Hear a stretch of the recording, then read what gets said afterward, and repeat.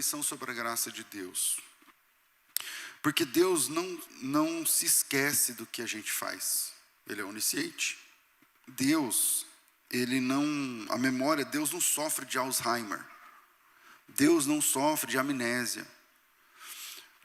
O fato de Deus lançar o meu pecado, o seu pecado no mar, nas profundezas do mar, significa dizer o seguinte: é como se o seu pecado fosse esse óculos aqui, fosse esse arquivo. Pensa que todo o seu pecado é um arquivo. E Deus tem esse arquivo nas mãos dele. E ele fala assim para você: olha, César, eu vou pegar esse arquivo e vou colocar ele longe de mim. E vou guardar esse arquivo nas profundezas. E eu decido me relacionar com você sem abrir essa gaveta. Não é que Deus esqueceu. Não é que Deus não... Você fez tão bem feitinho que Deus... A Bíblia diz que todas as nossas ações estão nuas e patentes diante daquele diante daquele a quem devemos prestar contas. Então essa história de que Deus esquece, não, Deus não esquece, mas Ele faz questão de se relacionar conosco, apesar daquele arquivo, ok? E isso é graça. Porque se toda vez que você vier diante de Deus, Ele falar assim: você safado, você cara de pau, agora você vem ajoelhadinha, né? Agora você ora, não, isso aí é o que nós fazemos com as pessoas, ou não fazemos, mas pensamos. Mas Deus é tão gracioso que Ele se relaciona conosco apesar daqueles arquivos, que Ele tem acesso, que está diante dEle, mas Ele fala assim: eu não vou abrir essa gaveta, eu vou colocar isso aqui numa gaveta e vou fechar essa gaveta, e eu nunca mais quero abri-la. E toda vez que eu olhar para você, eu vou me relacionar com você sem tocar naquele assunto. Nenhuma lei humana que eu saiba, ou que eu conheça, aceitaria que um inocente pagasse pelos erros de um culpado, de um bandido culpado. E Deus propõe essa ideia na Bíblia: um inocente no lugar de um pecador.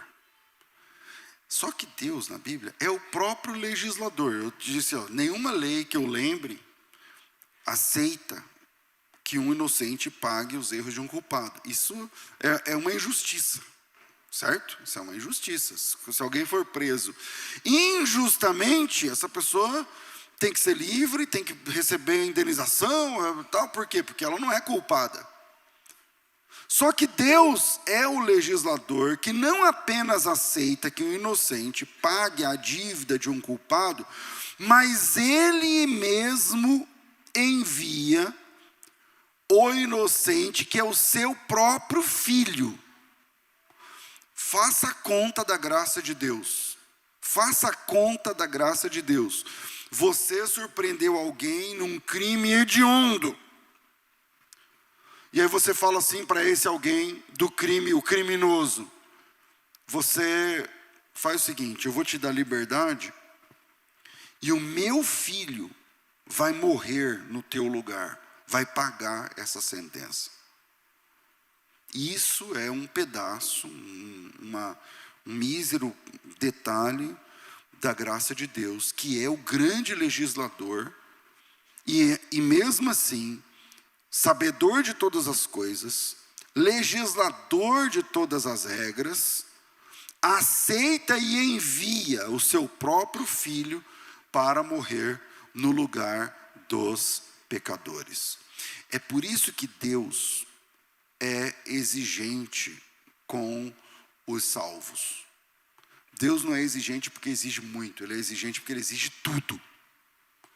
Porque alguém que coloca o seu próprio filho sobre o altar para morrer, essa pessoa não está brincando de salvar. Não dá para brincar colocando o seu próprio filho no jogo. Não dá para brincar entregando o seu próprio filho. Deus não está brincando de ser salvador. Quando Ele coloca o seu filho sobre o altar, Ele está dizendo, isso aqui é a salvação, a redenção, é a coisa mais importante para mim. E a prova é o meu filho. No livro O Totem da Paz, no livro chamado O Totem da Paz, o Dr. Don Richardson, quando ele chega, ele é um canadense, radicado nos Estados Unidos, porque ele faleceu. Ele era maior que eu, assim, branco, daqueles caras cor de rosa, tipo Trump, ele era. E aí, galego, assim, e aí ele chega, sente no coração de ser enviado para uma tribo em Papua, na Nova Guiné. Pega o mapa mundi, olha para a Austrália, acima do mapa da Austrália tem uma faixa de terra parecendo um dinossauro. Quem lembra aí, tem aquele pedacinho, um linguição assim, ó, em cima da Austrália. É lá. Ele olhando no mapa, olhou, Deus falou para ele, é aqui. Ele falou, eu nunca fui. Aí ele começou a orar, porque ele tinha um filho bebê, e ele falou para Deus assim, fala com a minha esposa, porque como que eu vou falar para minha esposa que eu vou viajar com um bebê de 1 ano para um povo, para os índios, eu vou falar aqui índios, né? Era uma tribo, a tribo era canibal, e eles eram caçadores de cabeças. Então na casa dos índios, tinha lá 5, 6, 10, 12 cabeças de pessoas, que eles matavam as pessoas, comiam o corpo e colocavam a cabeça na sala. E aí, Deus falou com a esposa do Don Richardson, eu não lembro o nome da esposa dele. E aí, eles foram com o bebezinho, quando chegaram lá, a tribo fez uma festa muito grande, porque havia uma profecia de que Deus enviaria para eles um homem branco. Havia uma profecia, essa profecia tinha mais de 1 século, que naquela tribo chegaria um homem branco. Tinha desenhos dessa profecia. E aí, todo mundo falava, tal, eu não lembro o nome que era o homem branco da profecia. Quando chegou lá, ele virou esse nome. Quando ele chegou lá, ele falou, era você que Deus mandou? Ele falou, era. Ele nem sabia da profecia, ele falou, era eu mesmo. Deus falou com vocês? Falou, então sou eu. E aí a mulher dele era enfermeira e com cuidados de medicina.